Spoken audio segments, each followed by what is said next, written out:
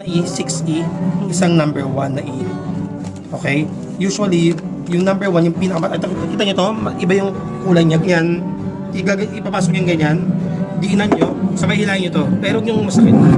Ay, okay, i-feel nyo. Hilahin nyo. Ganyan doon ha? Sige, try nyo. Isushoot mo siyang ganon, makapatusok ka. Okay.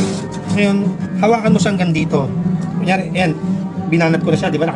So nakita nyo, binanat ko. Usually, yung ginagawa ko, personally, nilalagay ko muna hanggang dito, tapos pagkatapos hihilahin ko pabalik. Okay?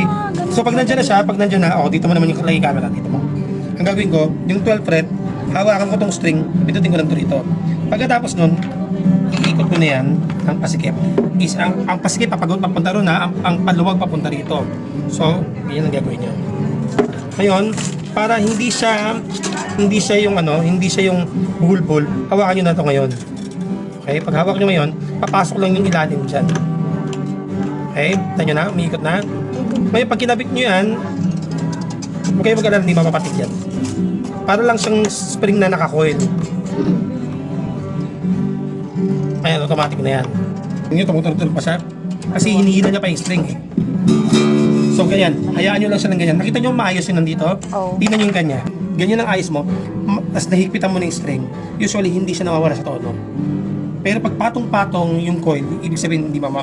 Next. So, explain ko sa inyo mamaya. So, ngayon, ano yung sunod sa ano natin?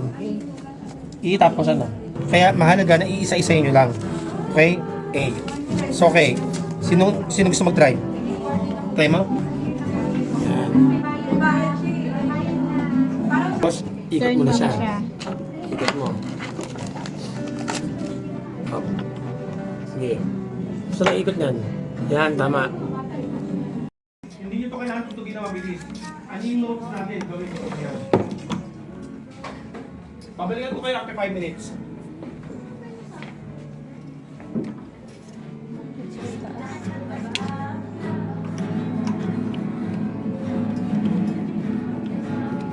Mali. Mali, sir? Tama? Kailangan. Ay, baliktad! Dapat sa baba siya. Hindi, dapat siya dyan. Dapat nasa baba siya, sir, no? Bakit gano'n? Saglit. Ulit. Makuha sa record. Okay lang. Saglit. Ayan. So anyway, kailangan tingnan mo, ang coil dapat nang gagaling sa ilalim. Tapos,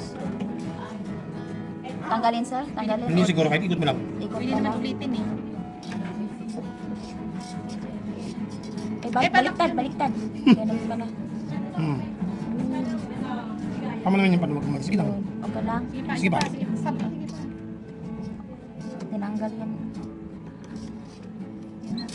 Ganun na natin para masigurado. Yan, inipit ko na, sir. Ulit. Hindi natin. Ganito, para sukatin. Ayan nga yung tanong Di ba? kanina eh. Okay, Dito ako nag-base. ito, hawakan mo lang ngayon. Oo. Ganunin mo rin din. Tapos pag ganyan mo, ngayon ito, dito mo na lang sa pindutin. Pag napindot mo na, ikot mo na ulit. Sige, try mo ikot. Paano yung ganito, sir? Mga ba yung gap? Hindi, okay lang kasi hindi naman, actually wala naman siya ganong, Masyado mo naman siguro yung bit. ano lang siya, parang magkaroon lang siya ng, ayan, katulad yan, umikot siya na gano'n. Oo. Sige, Umikot yan siya sige lang, mag-isa. ayan. Kasi pag hawak mo siya dito, automatic na papasok sa ilalim yan. Sige lang. Umangat. Kaya pala, pinabayaan ko siyang umangat. Oo. Bako to ah.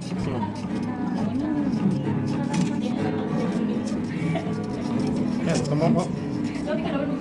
Ano pa rin siya, tuloy lang. Ano na? Okay na yan. O next, sino gusto mag-try? Ito. Try nyo muna magkaroon ng space ka sa gitna. Okay. Kita na, iisipin mo maigi.